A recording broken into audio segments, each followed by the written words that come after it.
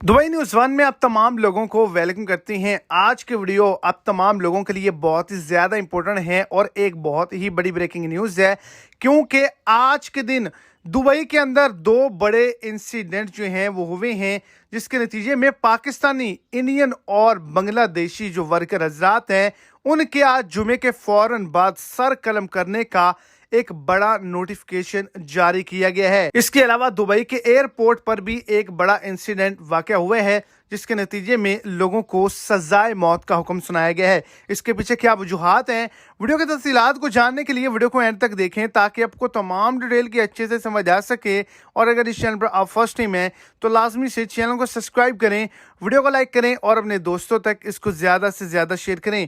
पहले नंबर पर दुबई के अंदर जाली करेंसी, असला और नशा आवर चीज़ों की स्मगलिंग करने वाले एक बड़े ग्रुप को गिरफ्तार किया गया है और इनको सजाए मौत सर कलम करने का हुक्म सुनाया गया, जिसके अंदर पाकिस्तानी, इंडियन और बांग्लादेशी लोग भी शामिल हैं। इसके अलावा दुबई के एयरपोर्ट पर जो लोग हैं उन्होंने बहुत ही बड़ी गलती की है। उनके पेट से 3 किलो जो है वो कोकेन बरामद हुई है, जिनको सजाए मौत का ऐलान सुनाया गया है।